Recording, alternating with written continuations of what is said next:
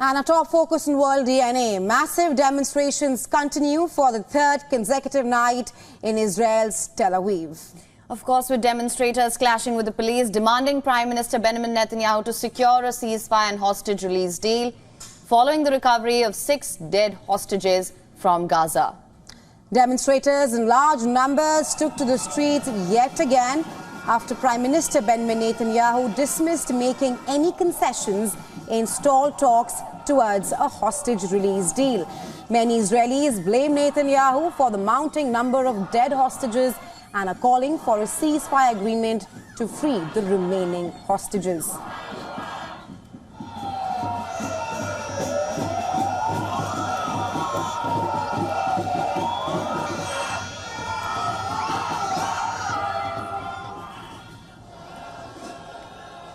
At least 500,000 people took to the streets in Jerusalem and Tel Aviv on Sunday after the discovery of 6 deceased captives in Gaza over the weekend, who authorities reported were killed within 48 to 72 hours prior to their recovery. Protests erupted in Tel Aviv, leading to a general strike initiated by the country's largest trade union on Monday.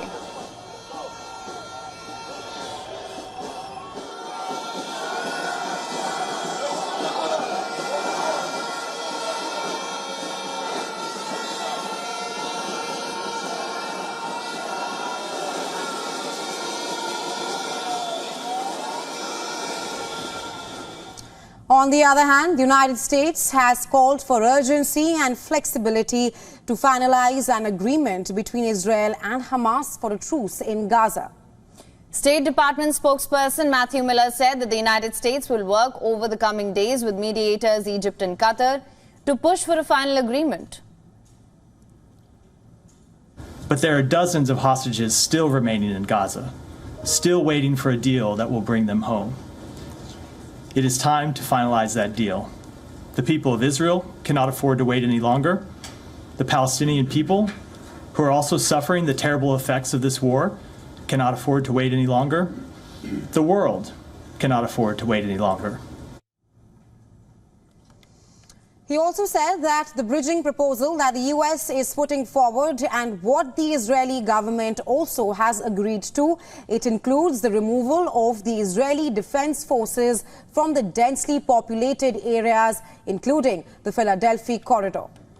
Meanwhile, Netanyahu's political rival Benny Gans has criticized his stance on the Philadelphia corridor, saying that Israel does not need to keep troops in the southern Gazan border area for security reasons and should not be used as a reason to prevent a deal to bring back the remaining hostages from the Gaza Strip. He said Israel's main existential threat is Iran and not the Philadelphia corridor. The issue of the Philadelphia corridor has been a major sticking point in efforts to secure a deal to halt the fighting in Gaza and return the remaining 101 Israeli hostages held by Hamas. Benny Gantz accused Netanyahu of putting his own interests before Israel's.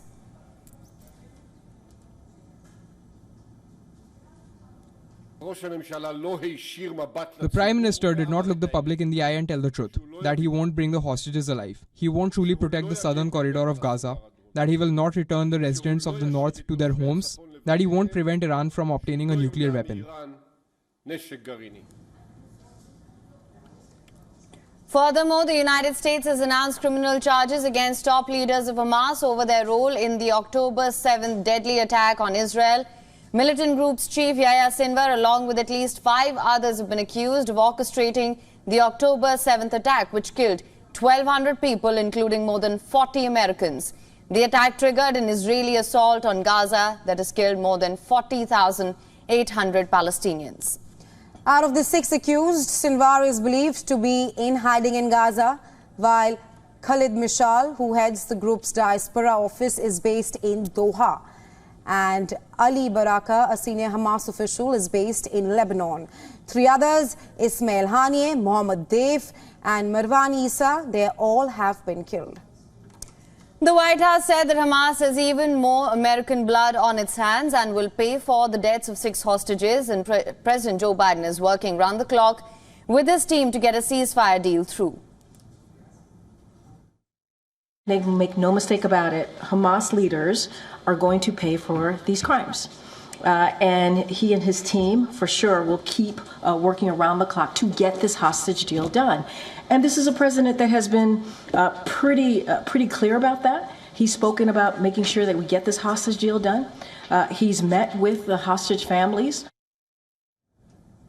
All right, for more on this, we're now being joined by Colonel David Bos from Washington, D.C. He's West Asia analyst and an associate professor at Near East South Asia Center for Security Studies. Thank you so much for joining us on World DNA this morning, sir. Of course, you know that the United States has leveled charges on 6 top Hamas leaders. That being said, how do you assess the implications of these charges that have been leveled? Do you think this is going to have any sort of a bearing in what's happening on ground? Because we've seen that there is growing anger and pressure. Even though the pressure has been mounting on Israeli Prime Minister for quite some time now, he remains defiant. How do you assess this?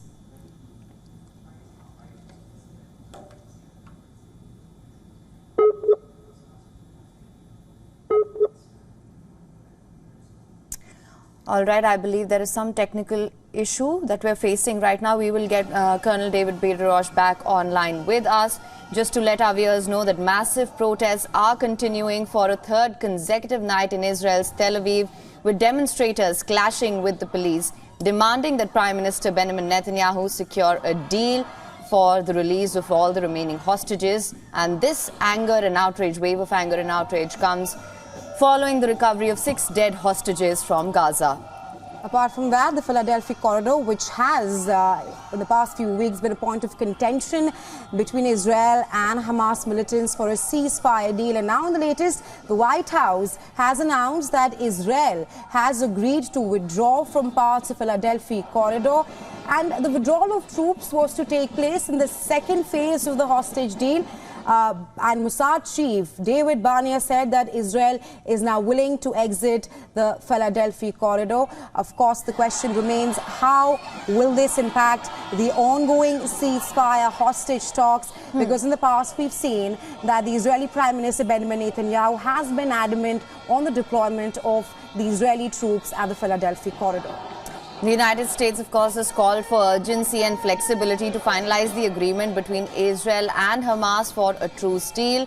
State Department spokesperson Matthew Miller said that the United States will work over the coming days with mediators Egypt and Qatar to push for a final agreement. All right. We now have Colonel David Bos back online with us. Sir, I hope you can hear me now. I hear you perfectly. I'm sorry for the problem. Oh, absolutely, sir. Sir, would you like me to repeat my question? Please. Sir, I was asking you about the implications of the charges that have been leveled by the United States on the top Hamas leaders. Do you think this will have any sort of a bearing on what's happening on ground? Because we've seen that even though the pressure has been mounting on Israeli Prime Minister Benjamin Netanyahu for quite some time now, Israel and Prime Minister Benjamin Netanyahu, in fact, remains defiant. Yeah, I don't think that the specific level of charges against the Hamas leaders will have any effect. As you noted, 3 of the 6 have already been killed, and then 1 is in hiding in Gaza and is in grave jeopardy of dying. Is a great possibility that the one hiding in Lebanon will probably be targeted by Israel at some point. Only Khaled Michel in Qatar seems to be not in fear of his life at the moment. So the possibility of being prosecuted by U.S. court is little. It's significant to you and I, but I think it's a little bit down the priority list for these people. Colonel Bos, I also want to touch upon the point of contention, which is the Philadelphia corridor. And now the White House has said that Israel has agreed to move away from some parts of this very important corridor. Talk to us about how that will impact the ceasefire talks, because according to reports, Mossad chief David Bos announced and rather told the negotiators about the announcement of Israeli troops withdrawing from the corridor before Netanyahu was about to give a press conference where he would clearly deny that the Israeli troops would leave the Philadelphia corridor. Yeah, there's a lot of confusion here, and I think it's unclear as to what the Israeli government's position actually is. And it's quite possible that the White House may have gotten out ahead of Netanyahu. I think that, the news reports are that Israel has said it's willing to leave the corridor as part of a ceasefire deal that would include the release of the hostages.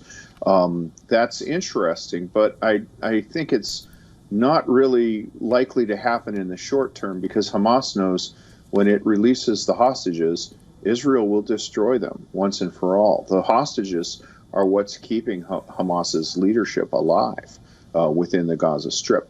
So there's a little bit of confusion.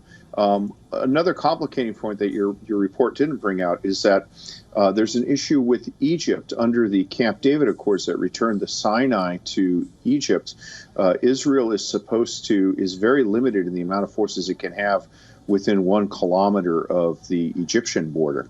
So right now they're technically in violation of the Camp David Accords with Egypt. So there's a lot of issues here, and I think that there's probably a little bit of confusion.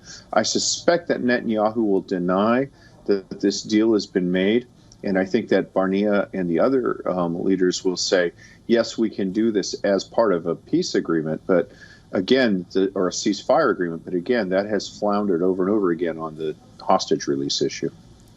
Right, Colonel Roches, thank you so much for joining us on World DNA with your insights. Thank you.